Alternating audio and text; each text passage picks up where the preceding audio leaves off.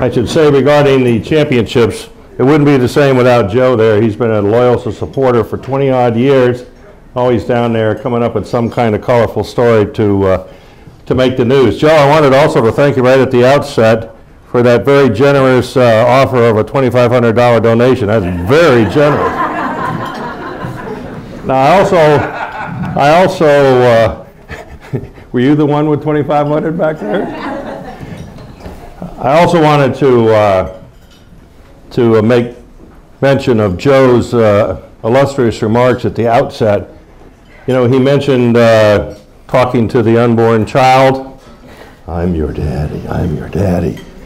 And then when he put his ear back to mommy's belly, and they're all good friends, of course, the answer came back, "No, you're not. No, you're not." Cut the video. Cut that video. Yeah.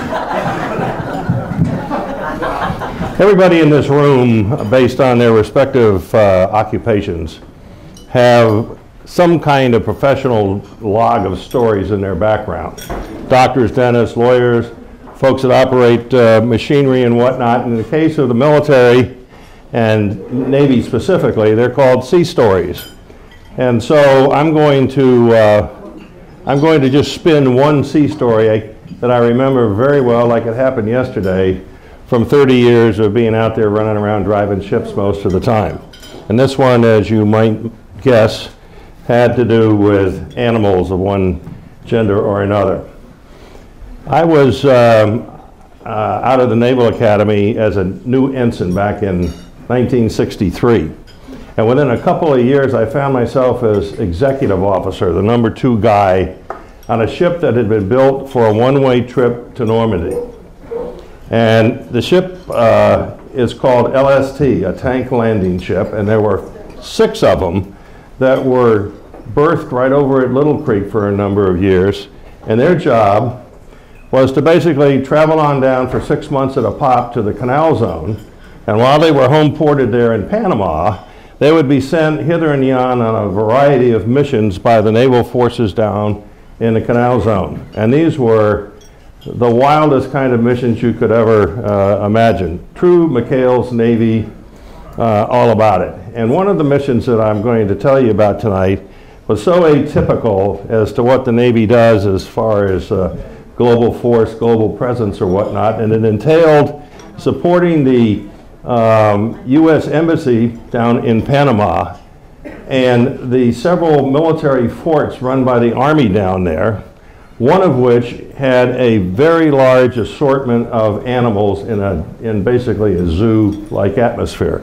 Those animals were used to train up Army Special Forces folks in jungle warfare.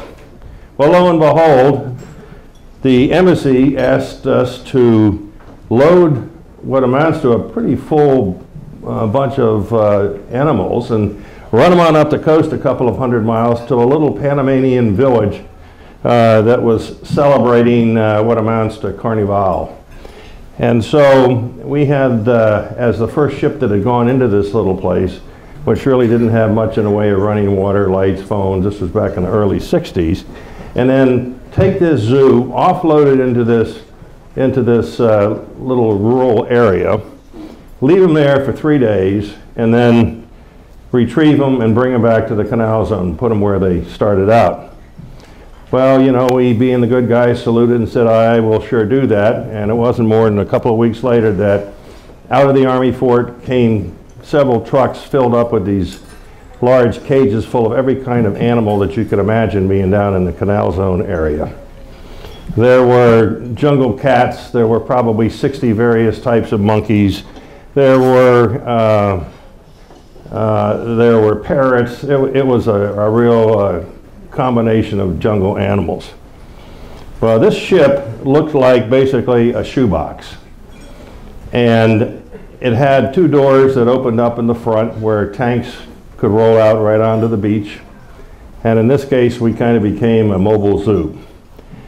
And so the Army folks loaded up these crates onto the main deck up high where everybody could see them. Fortunately, where there was lots of fresh air going by as we made this trip. And every day while we were underway, the ship's company got out there with strong fire hoses and kind of just, titivated the main deck here and tried to clean the place up. Well, within that bunch of animals was a 12-foot python in a cage about the size of 2 of these tables put together. And right away, the python sort of became the most favorite animal, with the exception of Lunch that came with the python. And Lunch was a rather large white rat that had been stuck in the cage along with the snake.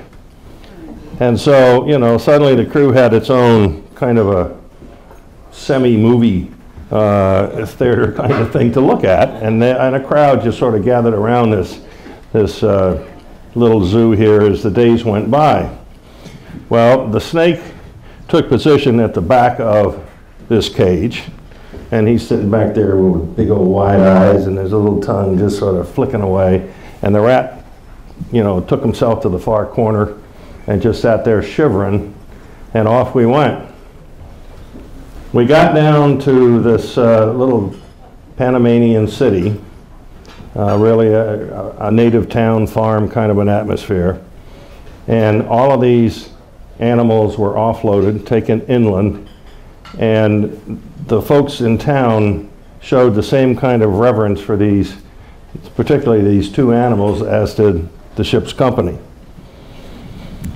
Well, fair goes away, it's over, and we start backloading all of the zoo, and lo and behold, that little white rat is still alive. Is still alive. And a mighty cheer went up from the crew as the 2 big animals, were loaded back on board. Well, underway we got, headed south back through the Caribbean into the Canal Zone. Beautiful weather, ship just having a nice old time watching the show. And in the process, the next day after we left port, of cleaning the cages, the rat gets out. And he heads straight across to the edge of the ship, and he jumps in the ocean. Airborne, man, airborne all the way.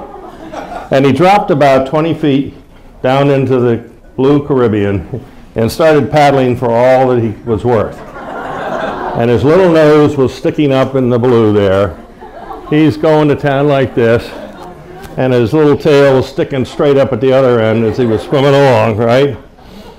And so the captain, who was a very young, colorful, and kind of a crew-oriented fellow, got up on the announcing system on the ship and says, "Rat overboard!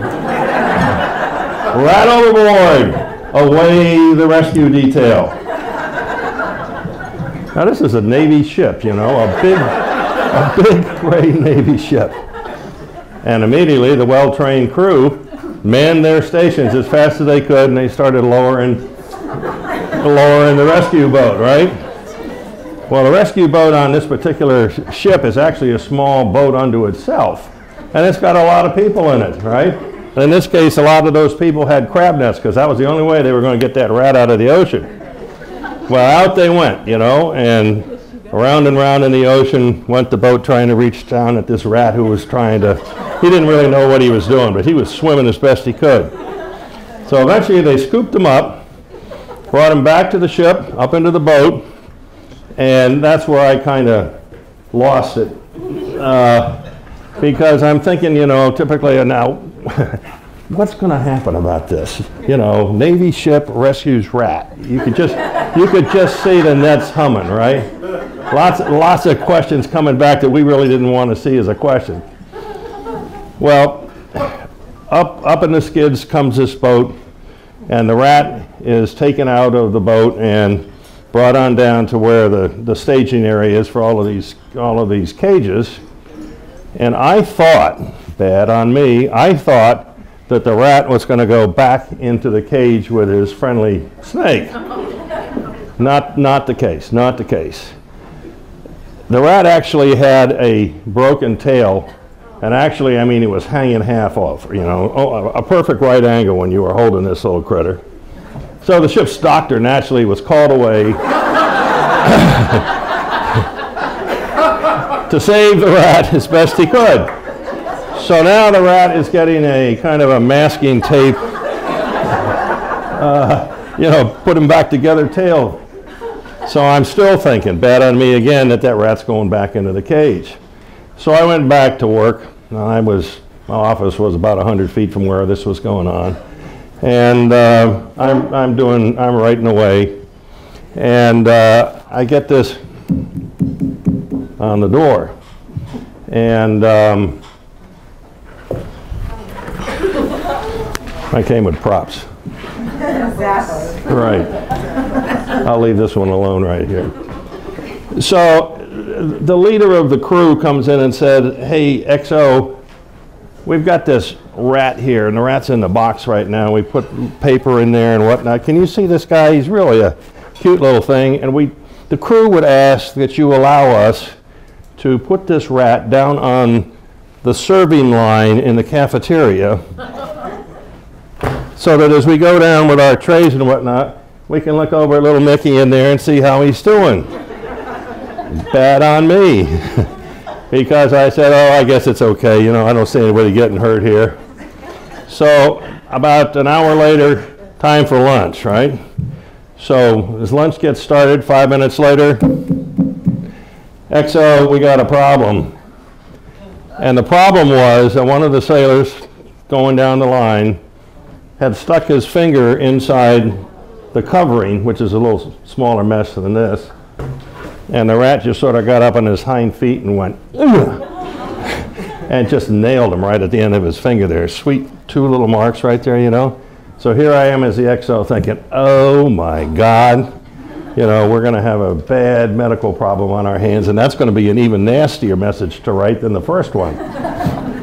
Well, it was bad enough at that point, and so I'm starting to make all preparations to get the rat off of the mess line. XO, you better come down to the mess line and take a look at this.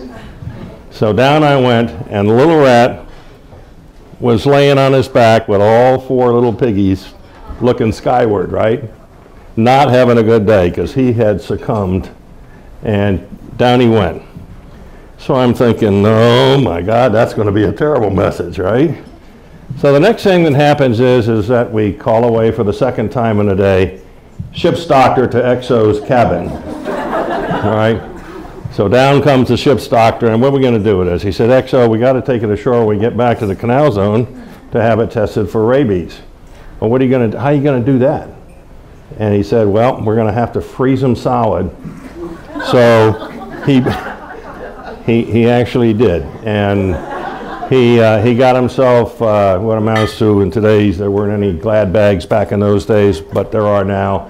He basically put that little rat in what amounted to a Glad bag, sealed them all up so that it was close to as airtight as we could get them, took them on down and stuck them in the refrigerator in the far back end of the thing. And when we got back to the canal zone, off went the zoo, cage by cage by cage, and at the other end of the ship, under cover of darkness, off went the doctor with this little bag, which he went back to the canal zone with, and fortunately had it tested at the hospital. Turned out the rat did not have rabies. Large sigh on the XO's relief, a sigh of relief, and that's my story, and I'm sticking to it.